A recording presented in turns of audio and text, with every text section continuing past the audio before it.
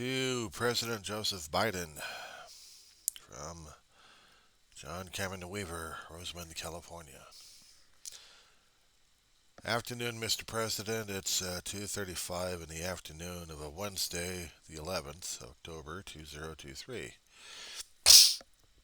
No doubt you've got a lot of things on your plate right now as it is. I just don't want to take up too much of your time. I'll probably let this go to a staffer and let them have fun with this. Maybe they can make notes saying that there was a citizen out there who wanted to get his mind relieved a little bit. This weekend, hell of a toll, isn't it? Hell of a tale. You know, in my English 103 class back at Antelope Valley College, Lancaster, California, I'm in a critical thinking in literature, and this master essay I'm supposed to be working on is at the indeterminate. It's due Monday.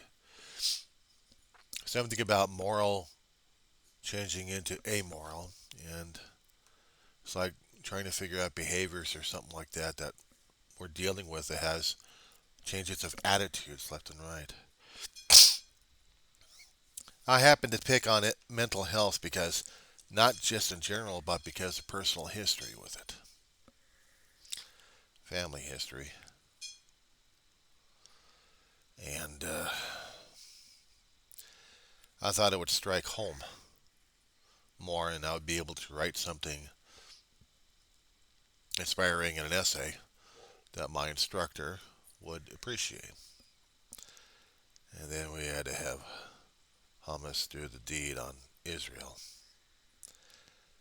That changed a heck of a lot there, Mr. President. I'm still shaken by it. I dump on YouTube all the time on my own channel the diary of the griever named John Weaver. Political stuff, personal stuff, mental health, emotional grieving. Yeah, something we both have in common. The main reason why I did the channel is because of dealing with my own grief. It's my own self-help. And sometimes if I'm able to talk about it, I will talk about things like politics or anything else that comes to matter. And my own experiences, my own observations. And this one, Mr. President, is taking a toll. I'm looking at another computer screen of the news happening right now on the internet. Needless to say that my own therapist is having issues with me right now over this. She can't figure it out, and this is one Pandora's box she wanted to try to avoid on some occasions. But no, the other one in the Capitol building, that's another Pandora's box we don't want to open up. Suffice it to say, I don't want to deal with that kind of mental health issue. That's going to be too much of a hassle in my essay. But this one's hitting all the marks on this one here, Mr. President. I'm not Palestinian. I'm not Israeli. I'm American born. One of my ancestors happened to be one of the signers of the Declaration of Independence, so the family Bible told me a long time ago, and through other relatives. One of the representatives for Pennsylvania, I think his name is Robert Morris, a shopkeeper. No slaves, at least not recorded anyway.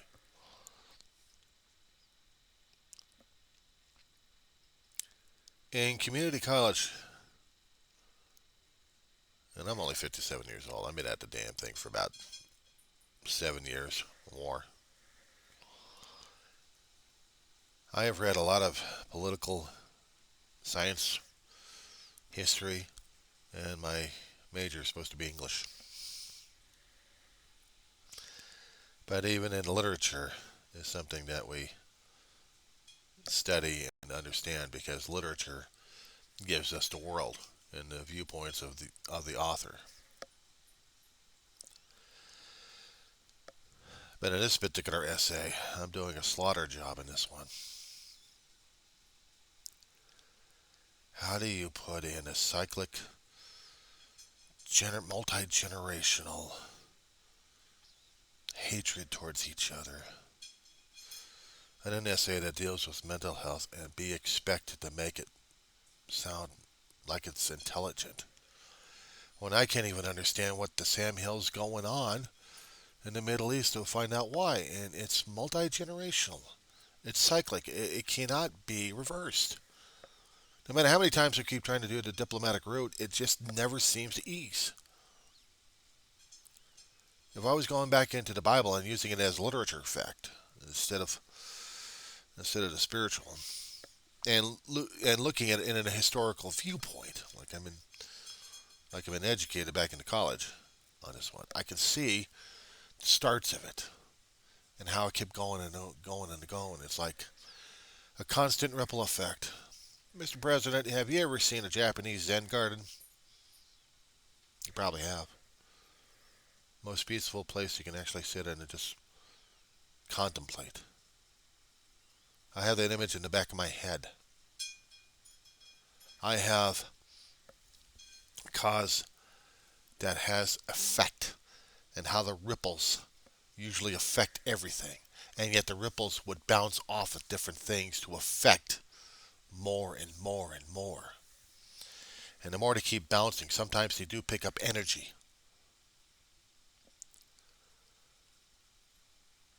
Reading a lot of history concerning about the Middle East, I don't think there is a way to calm them down.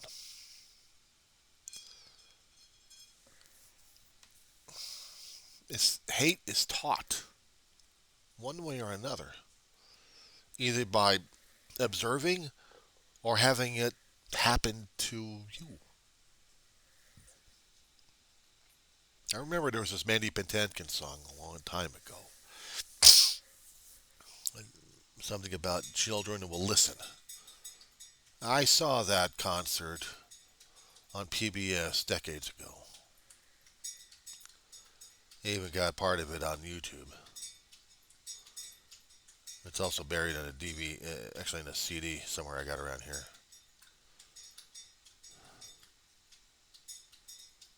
Comes out powerful, and then it's softened right in the middle of it. Children have got to be carefully taught. I'm just wondering what kind of lessons being taught in Palestine right now. I didn't say Israel. Originally, a long time ago, the United Nations had turned Palestine into Israel. And the multi-generational hatred and cyclic behavior continued on. You're talking about ingrained mental health issues at this point over here that can never be resolved. And not to mention, you put people in a pressure cooker and what happens? I don't blame the Palestinian people for hating the Hamas. I'm sorry, Hamas. I was about to use them as a food product.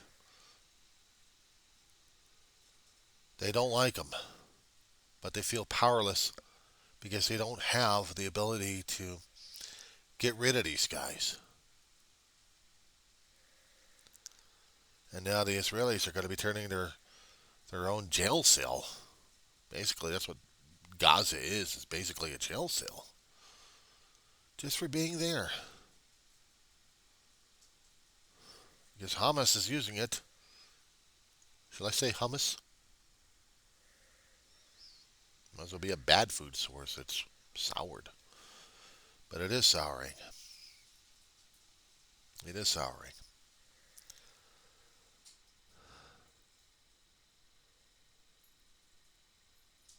Mr. President, I'm scared as hell. I'm 57 years old. I'm not supposed to be terrified of anything at this point over here. Dealing with... Hi, Mama. How you doing, Mama?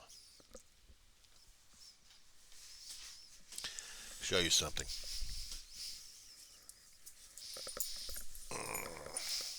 She must be obeyed. My dog.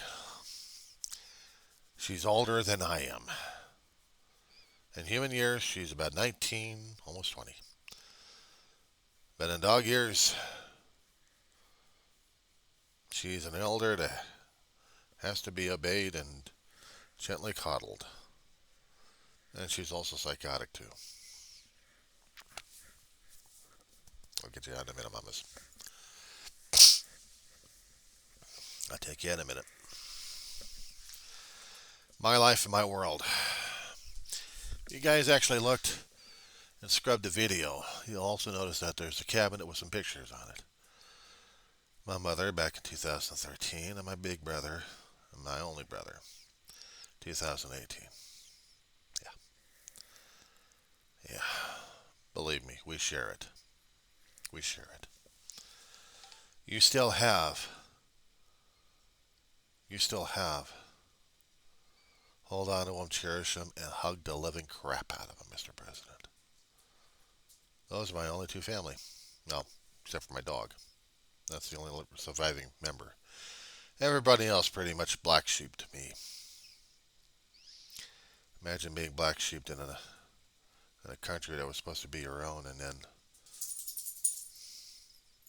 people treat you like crap. I'm supposed to feel patriotic because we're supporting Israel. If Israel actually got off its collective high horse, understood what the hell they're putting the Palestinian people through, try to get something of a two-party system to make sure that these people understand this is still their homeland. The United Nations back in 1948 took that away from them.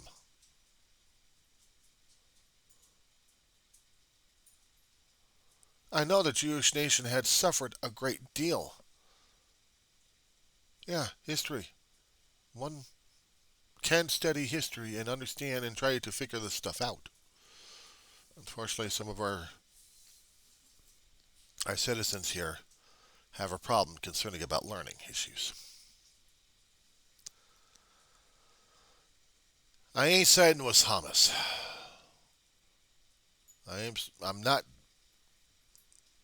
I'm not dealing with the soured grapes. I'm dealing with those who are in a pressure cooker too much, and they're going to. I don't know what they're going to do, but I know that when you keep things under pressure so much, something usually happens. Law of physics somewhere in there. This, I don't think that happened this weekend was the Palestinians' fault. Or I don't know if it was or not, but I don't think it is. But I know Israelis are acting crazy on this one, and I understand their pain and fear and frustration. We did the same thing. 20 years we were at it until we found the guy, and then we still couldn't get out. Yeah. Osama bin lunatic. Rotten hell, you sorry son of a sea dog. I don't dare cuss that much in front of you, Mr. President. It's disrespectful. I want to tell you a little story, if I can, before I go. Now, I know you've taken your kids over to Dachau, and they had seen it firsthand. We have the Simon Wiesenthal Museum of Tolerance out here in Los Angeles. Now, I'm out here in Lancaster. No, Rosamond, the armpit of the Antelope Valley. Nearly 2 decades and a half ago, my family went over to see the museum. Yeah, it's an eye-opener, but the thing is, we've been through the 92 riots when they were out here in Los Angeles. We'd seen the beginning through the end of it. But seeing the museum, putting it into a different light, our own darker natures. Shall we call it Dr. Jekyll and Mr. Hyde? It's unsettling, it's rattling, and it's supposed to be that way. It makes us aware. I agree with your comments concerning about hate at this point over here, but when it turns into be a cyclic situation, multi-generational, how do you get rid of something that's already been ingrained in the genetics already? I gotta write a paper about mental health, and I'm still struggling with this right now. I put some other stuff, and I gotta redraft the whole thing all over again because dealing with this is a hell. It's larger than what I've expected, and I have to do this because of for my own sake, my own sanity. I think I'm more scared about dealing with my own inner nature than I am dealing with the Middle East going insane at this point, and how that ripples back into us. We're already seeing the effects, Mr. President. Even out here in Los Angeles, Southern California already had a few instances already. Santa Clarita Valley, yesterday, we almost came to blows on that one. It was a good thing the county sheriff department out there was trying to keep things squared away, trying to keep them separated from trying to kill each other. I've also heard some of the other stuff spouting out from other people. Now, I understand about the First Amendment rights giving us some choices and some freedoms to say, giving us the opportunity to voice our opinions at this point over here, but not to the point where we're about to kill people in the process or celebrate it in the first place. Oh, God. I'd seen too much. I observed a hell of a lot. I'd seen how our country and the world is still trying to sort itself out. We've been in existence for how many millenniums and we still can't get our act together. Sir, if there was actually intelligent life outside of Earth and outside our solar system, they'll probably put us under quarantine. I wouldn't blame them anyway. We're explosive. We can't control ourselves at this point over here. We're thumping on each other left and right. And for those who understand the lesson so much, trying to figure out a step-by-step solution.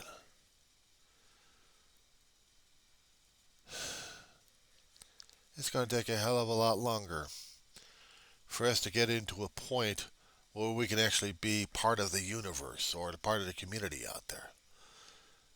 Let alone trying to deal with what we have right now as it is. I just felt like I had to share some stuff with you, sir. I didn't mean to waste your time. As I said before, you can send this to a staffer. They can take cliff notes and then give you the cliff notes regarding it. And if the Secret Service and the FBI are still monitoring this and wondering if I'm a potential risk or not, hey, the door's always open. Be my guest. Take a look at the YouTubes. I'm dealing with enough issues right now as it is. But this I had to talk about, sir. I hope you and your wife are doing okay. As I said before, sir, hug them all.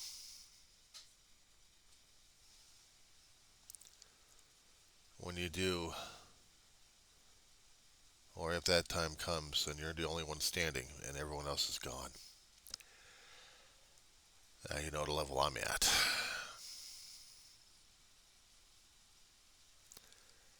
I feel you. I feel you, Mr. President. And I'm sorry for wasting your time. I guess I got to get back to the essay and really drive. No, I'll take that back. She must be obeyed, needs to go out again. Domestic issues, sir. Take care.